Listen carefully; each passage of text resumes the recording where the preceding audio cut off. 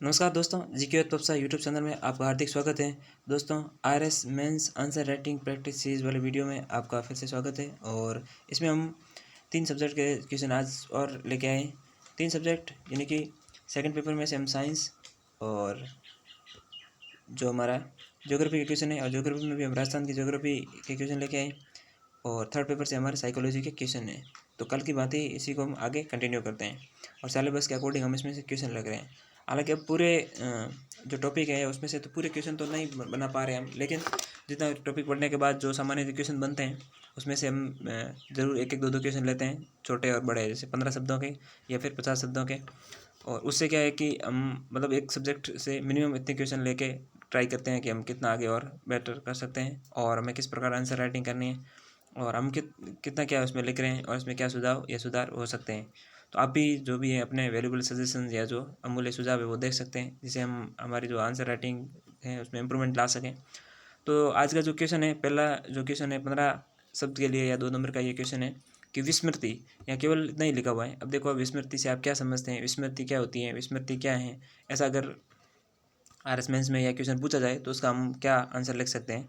तो हमने यहाँ लिखा कि विस्मृति एक मानसिक प्रक्रिया है जिसमें स्वाभाविक या प्रयोजनबद्ध कारणों से मस्तिष्क के स्मृति कूट संकेत क्षीण हो जाते हैं, और एबिंग ने इसे निष्क्रिय मानसिक क्रिया कहा है।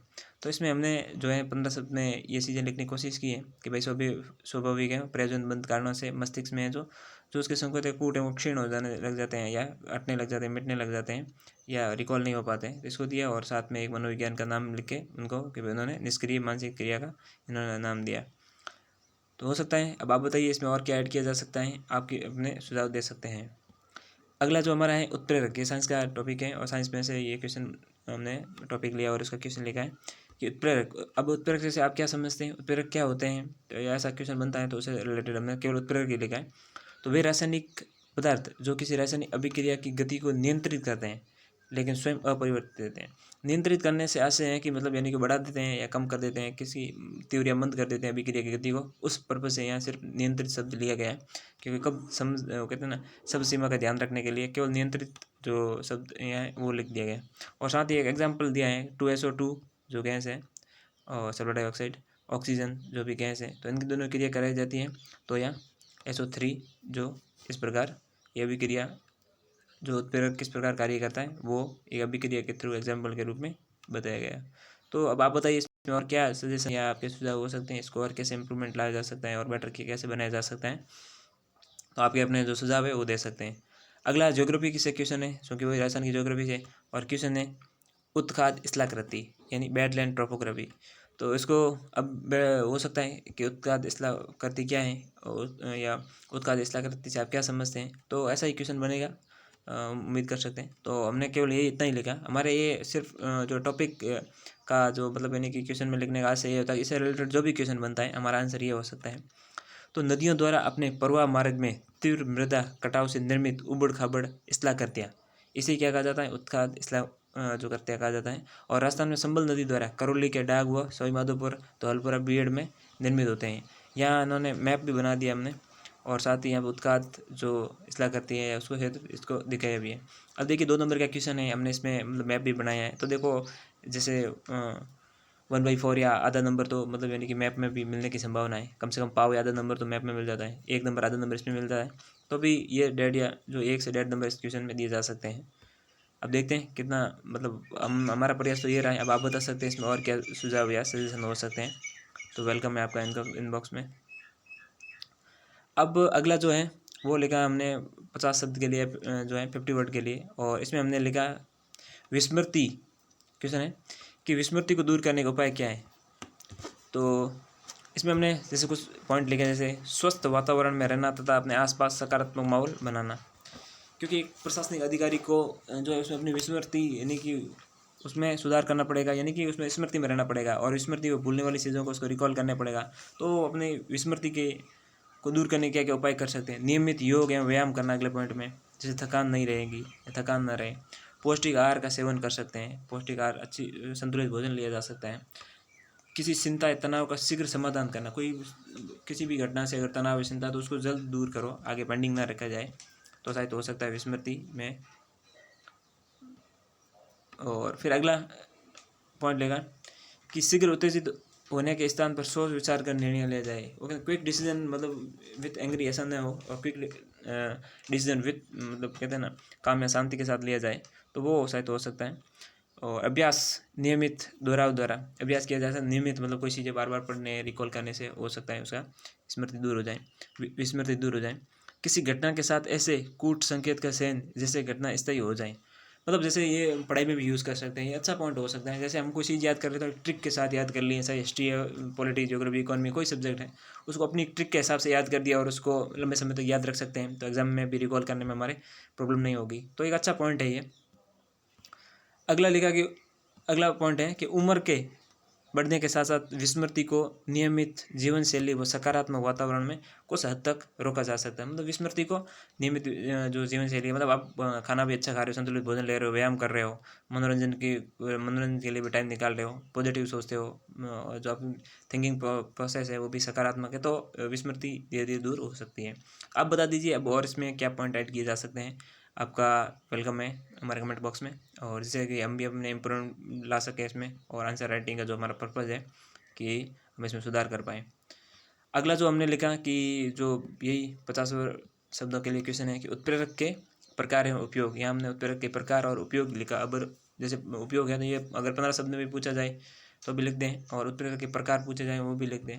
तो यहाँ लिखना हमने कि उत्प्रेरक की क्रियाशीलता के आधार पर इन्हें 4 भागों में बांटा गया है, 4 प्रकार के हैं। धनात्मक उत्प्रेरक, ऐसे उत्प्रेरक जो अभिक्रिया की गतिशीलता को बढ़ा देते हैं। धनात्मक वो मतलब यानी कि पॉजिटिव कैटलिस्ट जो बढ़ा सकते हैं अभिक्रिया को।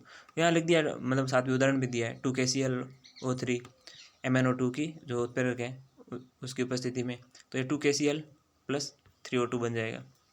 और फिर हमने अगला जो इसका प्रकार बताया है वो है कि ऋणात्मक उत्प्रेरक या नेगेटिव जो कैटलिस्ट है। ऐसे उत्प्रेरक जो अभिक्रिया की गति को कम कर देते हैं, जैसे 2H2O2 है, और इनको गैस रॉयल की उपस्थिति में जब क्रिया कराई जाती है तो 2SO और O2 जल और ऑक्सीजन बन जाती है। अब जैसे कुछ स्वतः उत्प्रेरक किसी रासायनिक अभिक्रिया में, जो अगला हमने टाइप लिखा है स्वतः उत्प्रेरक किसी रासायनिक अभिक्रिया में उत्पाद ही उत्प्रेरक का कार्य कर लेते हैं, तो उसे स्वतः उत्पाद या स्वतः उत्प्रेरक कहते हैं। जैसे यहाँ इन्होंने अभिक्रिया में जैसे बताया CH3CO C2H5 + O2, तो CH3COS और C2H5OS ये अलग अलग जो है बिना मतलब यानी कि उत्प्रेरक की उपस्थिति में, यानी कि जो अभिकारक है उन्होंने ही उत्प्रेरक का रोल कर लिया है। जैव उत्प्रेरक, अगला इन्होंने टाइप लिखा है जो जब कोई रासायनिक पदार्थ जीव शरीर में अभिक्रिया को प्रभावित करे या जो अभिक्रिया करे तो उसको जैव उत्प्रेरक कहते हैं। एंजाइम वगैरह होते हैं। तो माल्टोज है, माल्टोज की उपस्थिति में ग्लूकोज में टूट जाता है।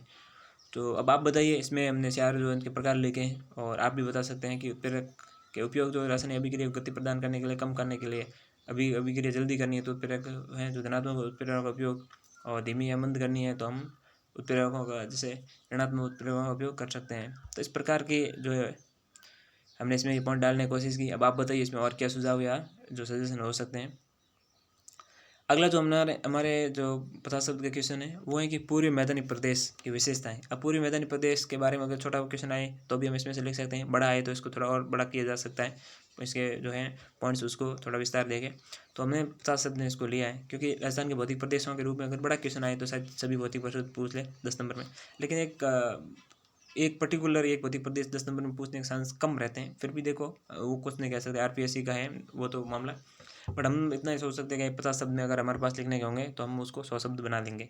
तो अब देखो पूर्वी मैदानी भाग की विशेषताएं में लिखा है कि राजस्थान का पूर्वी मैदानी भाग 33 सागर का अवशेष है शुरुआत में, और इसमें हिमालय द्वारा प्रायद्वीपीय भारत की नदियों द्वारा गाद जमा की गया है। हिमालय व प्रायद्वीपीय पठार की जो नदियाँ हैं इनके द्वारा यहाँ पे गाद जमा किया गया है। और राजस्थान का मैदानी भाग गंगा के मैदानी भाग का ही हिस्सा है, जिसमें संबल, बनास, बाणगंगा प्रमुख नदियाँ बहती हैं, और यहाँ जलोढ़ मृदा पाई जाती हैं जो अत्यधिक उपजाऊ है। और आगे हमने इसमें लिखा कि इस भाग में राजस्थान का 23% क्षेत्रफल है, और 39% या 39% जनसंख्या निवास करती है, और राजस्थान के ये लगभग 9 जिलों में फैला हुआ है। और अगला पॉइंट हमने लिखा यहाँ आर्द्र उपाद्र आर्द्र जलवायु पाई जाती है। और अगले पॉइंट में इस क्षेत्र में बांगर, खादर, खोल, बीहड़, डांग, उत्खाद इस्लाकृतियाँ जैसी इस्लाकृतियाँ बनती हैं, तो ये भी हमने इसमें दर्शाए हैं। और अगले पॉइंट में हमने लिखा कि यहाँ मानसून यानी बंगाल की खाड़ी से अच्छी बरसात 100 से 80 सेंटीमीटर तक प्राप्त होने से ये समृद्ध क्षेत्र है। और प्रमुख फसलें हैं जैसे गेहूँ है, सरसों है, जौ, बाजरा, ये भी यहाँ पे लिखा है। अगले पॉइंट में हमने लिखा है इस क्षेत्र में रेड स्टोन, बलुआ पत्थर, सोना पत्थर और कोटा स्टोन प्रमुख खनिज भी पाए जाते हैं। और साथ में ये अगले पॉइंट में लिखा है कि ये क्षेत्र वनस्पति, पर्यावरण, संस्कृति, जैव विविधता की दृष्टि से भी क्या है, समृद्ध है। तो अब देखिए हम इसमें लगभग सारे पॉइंट ऐड करने की कोशिश की है, और अगर 10 नंबर में भी ये क्वेश्चन आए तो भी इसको लिख सकते हैं। और साथ ही यहाँ मैप बना के ये शो किया गया कि जो पूर्वी मैदानी भाग है राजस्थान के दक्षिणी पूर्वी भाग में यहाँ पे हैं। तो ये भी कहीं ना कहीं मैप बनाना तो ज्योग्राफी में कहते हैं ना मोस्ट इंपॉर्टेंट हो जाता है। साथ ही मैप बना के हमने एग्जामिनर को ये दर्शा दिया है कि मान लीजिए एग्जामिनर के पास 10 कॉपी आई, उसमें मैप नहीं था, आपकी कॉपी में अगर मैप है तो ज़रूर एग्जामिनर को लगेगा कि भैया एक से आधा नंबर देने, जो नंबर में ग्रोथ होने या बढ़ने के चांस ज़्यादा हो जाते हैं। और बाकी आप भी अपने सुझाव दे सकते हैं सभी इन क्वेश्चंस में। 3 सब्जेक्ट हमने जो साइंस, ज्योग्राफी और साइकोलॉजी के क्वेश्चन लिए हैं, तो आप अपने सुझाव दे सकते हैं कि इसमें और कैसे इंप्रूवमेंट लाया जा सकता है, इसमें क्या क्या और सुधार किए जा सकते हैं। तो आपका मोस्ट वेलकम है, कमेंट बॉक्स में आप अपने सुझाव दे सकते हैं। हम आगे ऐसे ही वीडियो लेके आते रहेंगे, क्योंकि आरएस मेंस के आंसर राइटिंग ही मेन रोल है, क्योंकि मेंस का जब 85% रोल है आरएस की पूरी भर्ती प्रक्रिया में। और जब कहते हैं कि 400 M400 का टारगेट रहता है कि भाई आप 400 नंबर का टारगेट रखते हो, तो आरएस जो आपका बनने का सपना है वो पूरा हो ही जाता है। क्योंकि 400 नंबर का टारगेट रखोगे लगभग 360-70 नंबर आएंगे, और इतने आ जाते हैं तो फिर आरपीएससी मुक्ति मिल जाती है, यानी कि आपका आरएस प्रॉपर में चयन होने का चांस पूरे रहते हैं। अब देखो आगे क्या होता है वो अलग बात है, लेकिन अभी हमें जो अपना टारगेट लेके चलना है कि हमें मेंस में अच्छा स्कोर करना है, उसके लिए आंसर राइटिंग पे फोकस करना पड़ेगा। तो आप भी अपने सुझाव दे सकते हैं। और अगर इस वीडियो से आप कुछ सीखने को मिला है तो हमारे वीडियो को लाइक करिए, शेयर कीजिए, कमेंट कीजिए और चैनल को सब्सक्राइब कीजिए। धन्यवाद।